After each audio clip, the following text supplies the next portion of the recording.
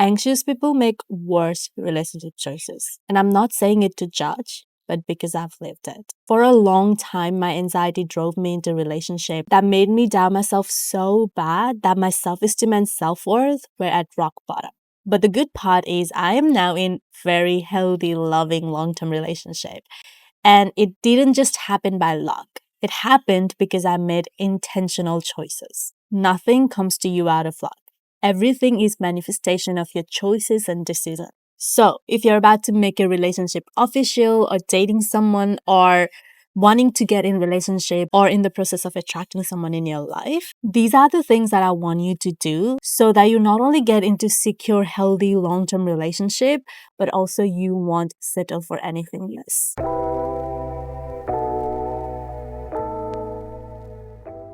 Step 1.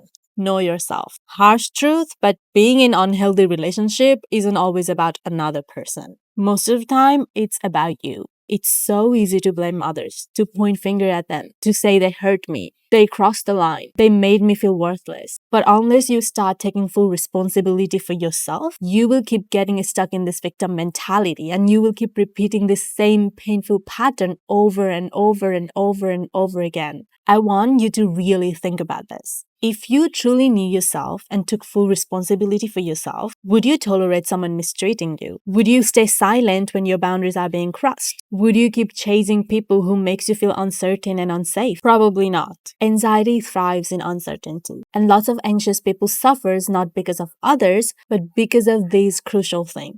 They don't know what they want and they don't know who they are. And that is exactly why anxious people, when they get into relationship, they lose themselves. They shapeshift to please others. They believe whatever the other person says or make them feel, even if it's painful or untrue. If someone makes you feel like you're not good enough, you believe them because you don't really know who you are. So whatever they say must be true. The turning point is so simple. Know yourself. Not just on surface level. What are your values, your needs, your boundaries, your worth? When you do that, you stop tolerating bare minimum. You stop chasing people who leave you anxious and confused. So these are the few questions that I want you to ask yourself before you get into any relationship. 1. Who are you compatible with? If you're watching this, chances are you already know your attachment style. And if you are anxiously attached person, you are not compatible with avoidantly attached person. I know sometimes chemistry is intense and it feels like the challenge that you want to overcome. But that dynamic is going to bring out the worst in you. If you're still unsure why that is, I've linked a video which goes deeper into this in the description down below. But in short, avoidant people tend to trigger all your insecurities. You will end up constantly second-guessing yourself, feeling like you're never enough, always fearing that they will leave. And you will be living in a state of anxiety. And that's not love, it's emotional chaos. And it almost never ends well. Another thing that I really want you to think about is your love language. Like if your love language is physical touch, but you're with someone who is super uncomfortable with physical touch, you are gonna feel rejected, even if they care about you in their own way. Same goes with words of affirmation, quality time, whatever it is. You can't be with someone who has super busy lifestyle and expect to get quality time with them. If your needs don't align and neither of you can meet each other in halfway, then you are gonna feel like you're being neglected and you're gonna feel lonely. So it's better to be honest about these differences now rather than waiting for things to just magically work out later on. Chemistry is important, but compatibility is a main ingredient of long-term relationship. 2. What are your values? Everyone's different and everyone has different values and you decide that for yourself. But as an anxiously attached person, these few values in your partner should be absolutely non-negotiable. Emotional availability. I want you to really think about what your partner should act like. Do they feel comfortable being vulnerable? Do they make a space for you to be vulnerable without judgment or discomfort? Are they active listener and good communicator? Can they call or text you throughout the day? Not every hour, but just enough to reassure you that everything's okay. Anxious people are naturally sensitive and emotional, and we have our own specific needs when it comes to relationship. And one of them happened to be needing constant reassurance. So emotional availability, that's not nice to have. It's non-negotiable. Consistency. Believe in their action, not just words. Consistently showing up for you might look like checking up on you through text or call regularly, planning things that makes your relationship better, or planning things for the future. Not shutting down, but conversing when there is conflict in relationship. Accountability. Do they find it hard to say sorry or acknowledge their fault? Do they own up to their mistake and try to make a change? Or do they get super defensive when you try to express and put all the blame on you? 3. Your boundaries. Anxious people are often people pleaser, and that is exactly why you let all the people walk all over you. That needs to stop. We often think setting boundary is pushing others away, but really, it's protecting yourself from yourself. When you're an anxiously attached person, setting boundary is not just saying no to someone else. It's saying no to the part of you that wants to chase, fix, or tolerate things you know aren't right. Let's say you're dating someone who has a great chemistry with you, but he goes days without texting you, refuses to define relationship, and he still hangs out with his ex. Anxious part of you wants to hold on, ignore the red flag, and keep hoping. But this is where you set boundary with yourself. You have to say no to your body's reaction, no to dopamine hit, no to illusion of potential. And when you start holding these boundaries with yourself, boundaries with others falls into place naturally. If you are an anxiously attached person, here are the few boundaries you need to set before you make anything official. It will save you lots of confusion, pain, and wasted emotional energy. Yes, in the beginning, our emotions are heightened, but anxious people often struggle to separate reality from fantasy. You start imagining a whole future with this person without knowing who they truly are. See the person for who they are right now and not who they can become. Don't start planning your future until your relationship is official. Stop chasing chemistry and start looking compatibility. Honestly, the relationship that doesn't feel chaotic in the beginning are the relationship that lasts. You might even label it as boring, but that's only because your body is so used to emotional chaos. When dating feels calm and secure, and you're not constantly in flight or fight mode, that is a good sign. How long you should wait before it's official? I would say 2 months max. Especially because you're an anxiously attached person, the longer you wait, harder it gets to walk away. You get emotionally hooked fast. And that is exactly why people get stuck in situationship for months or even years. If it's not official within 2 months, he probably doesn't have intention of making it official. But don't ghost. Give him a chance to be honest. Ask him directly where the things are going. If he says, Let's just go with the flow. I'm not looking for a relationship right now. I don't think I'm in right headspace. nope, set boundary with yourself and walk away. We're not flowing into confusion. We need clarity. Do not get physical until the relationship is official. Not because of shame, but because how quickly your body bonds when you're an anxiously attached person. Especially women, we tend to connect emotionally through physical intimacy. If there is no commitment, it can leave you more anxious and confused. You can still hang out, spend time together, even stay at each other's place, but set a clear limit until things are official. If someone says they're not ready for a relationship, believe them. Don't wait around hoping they will change their mind. They usually won't. And the longer you stay, more your mental and emotional health suffers. They will only be taking advantage of you. And you will only be a placeholder until they find someone they think are better than you. 4. Your needs. There are so many dating advice and posts that basically teach you how to be fake while you're dating. Act mysterious, wait hours to text them back, pretend like you don't care. No, the best dating advice I can give you is this. Be authentic from the start. If you don't like slow replies, say it. When I first started talking with my partner, before we even went on date, I told him I don't like when I don't get good morning and good night text. And he immediately started doing it. That is one of the biggest reasons I'm with him. And not some guy who couldn't even meet my basic, normal, easy emotional needs. Everyone's needs are different, and that just happened to be one of mine. Not everyone will like it, and that's a good thing. And that's exactly how you filter out the people who is not going to respect your needs, values, boundaries, and you as a person. Here are some of my non-negotiable in relationship. I need to be communicated throughout the day. Not glued to each other, but consistent check-in matters to me.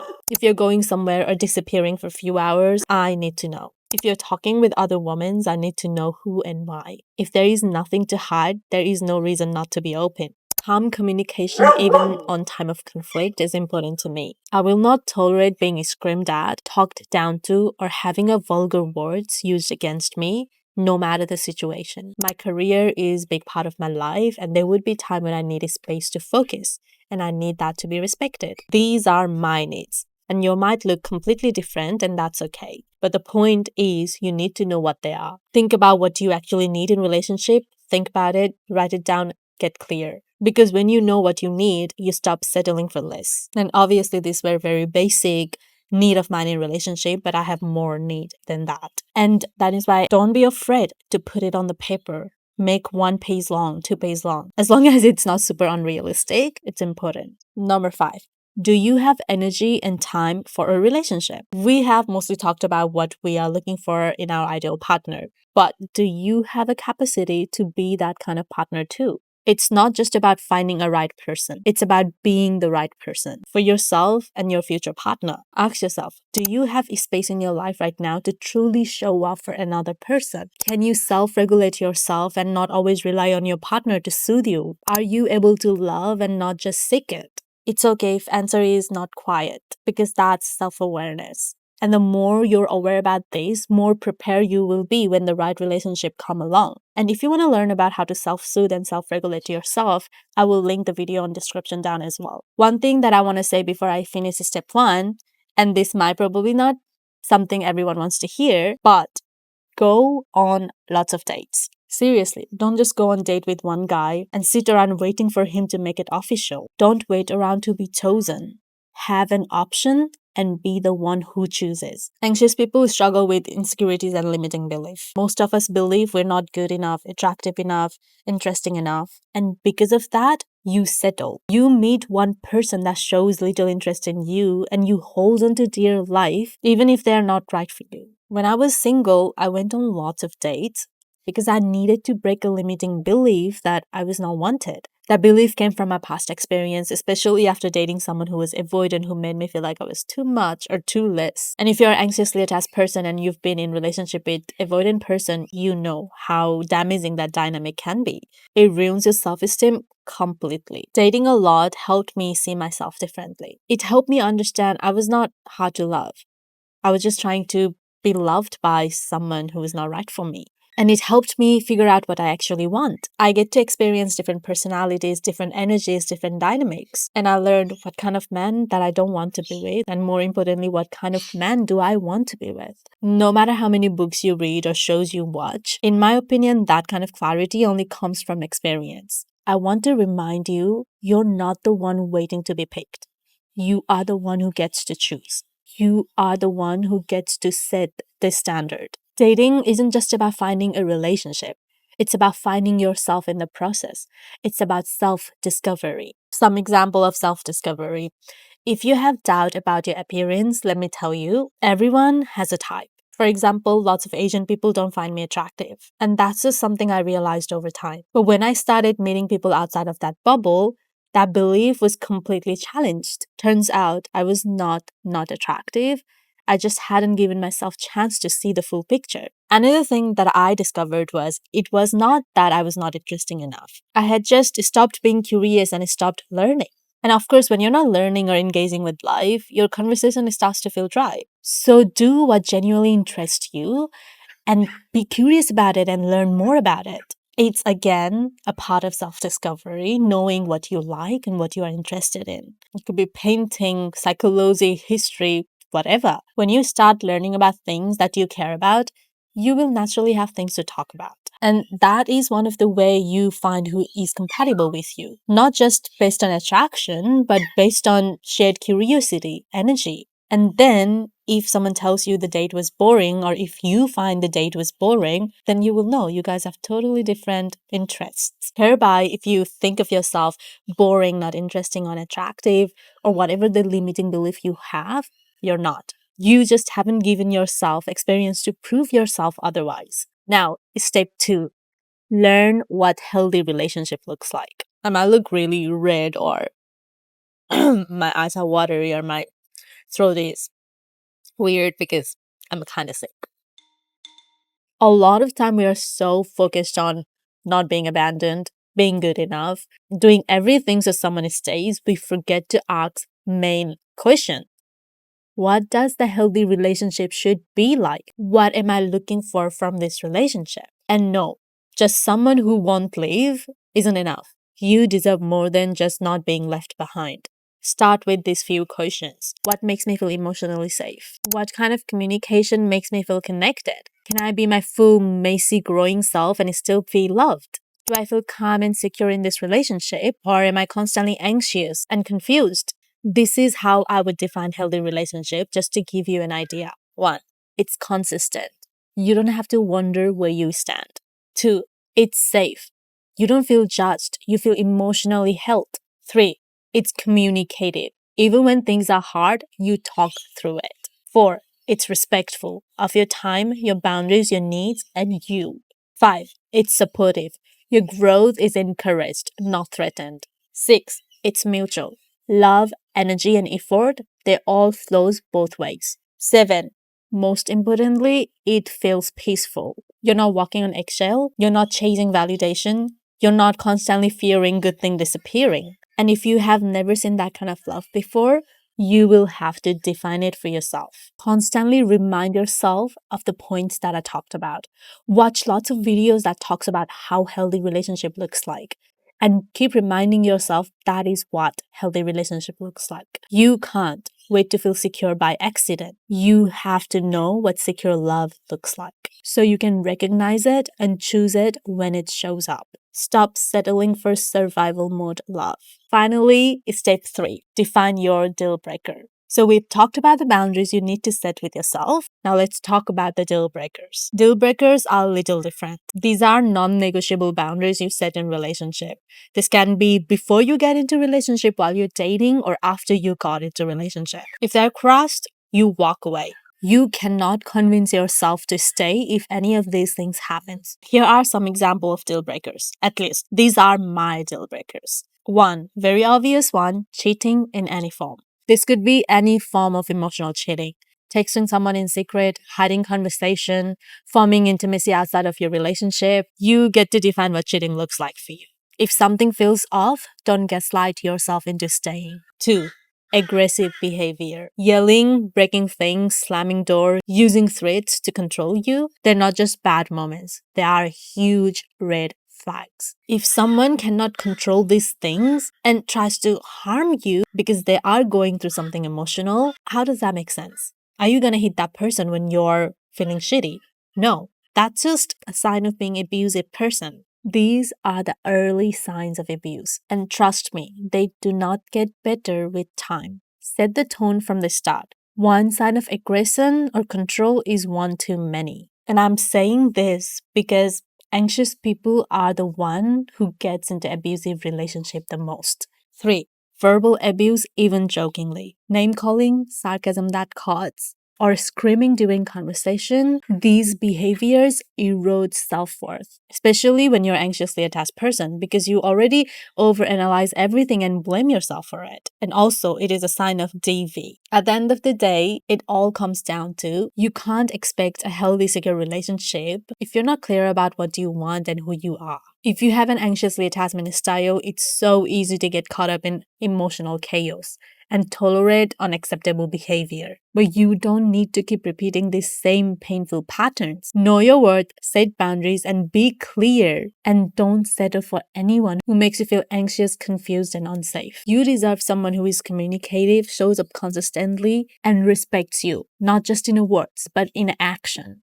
Don't waste time in situation that leaves you questioning yourself and your values. With that being said, I highly recommend you watch the video that I have listed in description down below, which will not only help you form a good relationship with yourself, but also help you understand what anxious attachment style is. Why are we anxiously attached person? Who are we compatible with? What are the signs of anxiously attached person? Alongside with how to self-soothe yourself, how to self-regulate yourself when anxiety hits. The things that I've talked about in those videos have changed my life. And I'm not exaggerating. Like, really, it has changed my life. Thanks for coming by. I hope this video brought you some clarity and it was helpful. Don't forget to like, comment, and subscribe because that would mean a lot to me. And I hope to see you on my next one. I love you. Bye.